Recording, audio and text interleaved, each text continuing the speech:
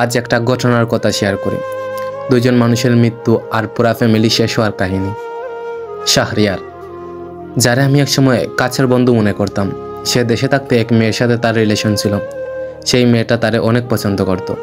রিলেশনে যাওয়ার আগে আমি আর শাহেদুল ইসলাম চৌধুরী শাফিন তারে অনেক বুঝাইছি, এসবে যাওয়ার দরকার নাই, দরকার পড়লে বিয়ে করে ফেল, আর যদি টিকাইতে না পারো তাইলে পরে ঝামেলা। মেয়ে অনেক ইমোশনাল, সে শুরু থেকেই জানতো মেয়েটা অনেক ইমোশনাল আর সহজ সরল, যেটা মেয়েটার সবচেয়ে বড় দুর্বলতা ছিল। সে নিজেও আমাদের বারবার বলতো। শাহরিয়ার শুরু থেকেই জানতো সব, এমনকি সে মেয়ের বোনের সাথেও যোগাযোগ রাখতো। মেয়ের বোন পর্যন্ত তারে বারবার বলতো যে, ভাই আমার বোনটা অনেক আদরের, মেয়েরে পটানোর জন্য কি পরিমাণ লেলামি করছে শুরুতে, কিন্তু জাপান গিয়া পান্দার নতুন পাঙ্কা গোছায়া যায়। শাফিনদের টেক্সট দিয়ে বলে, দেখ তোর দ্বিতীয় ভাবি। সে কয়েক মাস আগে জাপান যায়। এই ঘটনাগুলো একসময় সেই মেয়েটি জানতে পারে। শুরু হয় তার প্রতি শাহরিয়ারের চরম মানসিক নির্যাতন। প্রতিদিন নানা অপমানজনক কথা বলা, মেয়ের দুর্বলতারে কাজে লাগানো এবং তার আত্মবিশ্বাসকে ধ্বংস করে দেওয়া, এসব ছিল শাহরিয়ারের নিত্যদিনের কাজ, যার সাক্ষী অনেকেই। মেয়েটা তার এই মানসিক অত্যাচার সহ্য করতে না পাইরা ঘুমের ওষুধ খায়। ওষুধ খাওয়ার কয়েকদিন আগে থেকেই তার ঘুম হইতেছিল না।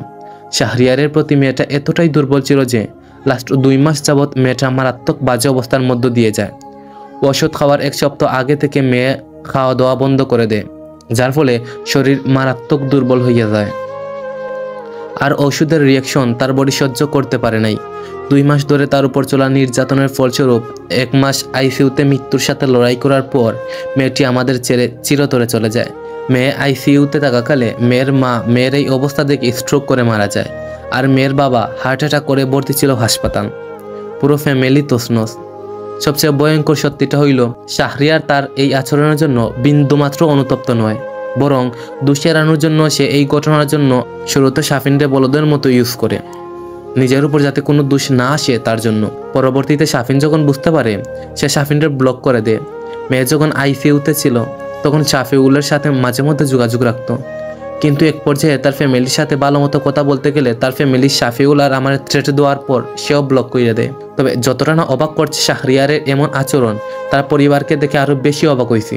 লাস্ট মোমেন্ট পর্যন্ত চাইতাম মেয়েটা যাতে সুস্থ হয়, শাহরিয়ার যাতে তার ভুলগুলো বুঝে, ফ্যামিলিগতভাবে যাতে জিনিসটার সমাধান হয়। শাহরিয়ার তো ভুল বুঝেই নাই, বরং উল্টা চরম চুতিয়ামি করছে। তার সবচাইতে বেস্ট ফ্রেন্ড শাফিনরে ফাঁসায় দিতে চাইছে।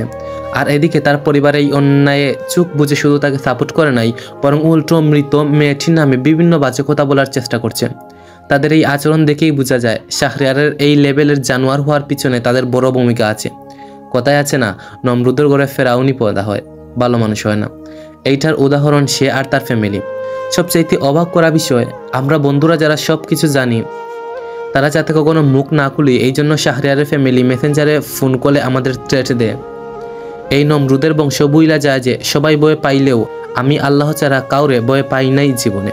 এত কিছুর পরেও যারা এই পরিমাণ গুটিবাজি করতে পারে, তাদের প্রতি আর যাই হোক কোনো মায়া দয়া কাজ করে না আমার। আমি এত দয়ালু মানুষ না। পুরো একটা ফ্যামিলিরে শেষ করে দেওয়ার শাস্তি শাহরিয়ার আর তার ফ্যামিলিকে পাইতে হবে, হয় দুনিয়াতে না হলে আখিরাতে। সবাইকে কোর্ট মামলার বই দেখায় চুপ করে রাখা যায় না। আমরা সবাই একমত যে শাহরিয়ার আর তার পরিবারের সঙ্গে সম্পর্ক রাখার কোনো প্রয়োজন নেই। এমন একজন জানোয়ার যে একটা মেয়ের জীবন ধ্বংস করছে, 2টা মানুষ মারা গেছে, পুরো একটা পরিবারকে শেষ করে দিয়েছে এবং আমাদের বন্ধুত্ব ও বিশ্বাসের সঙ্গে প্রতারণা করছে। তার কোনো স্থান দূরের কথা, তার কোনো নাম নিশানাও আমাদের জীবনে নাই। মেয়ের ফ্যামিলি যদি কোনো প্রকার আইনি ব্যবস্থা গ্রহণ করে, যে কটা ফোন কলার রেকর্ড আছে বা যে কটা স্ক্রিনশট আছে সব সুন্দর মতো তাদের দিয়ে দেব। আর আল্লাহর কাছে এটা চাইব যে এই জানোয়ার মানুষগুলো যাতে আর কোনো মানুষের জীবন, কোনো ফ্যামিলির একদম শেষ কইরা দিতে না পারে। দিন শেষে হারামে আরাম নাই।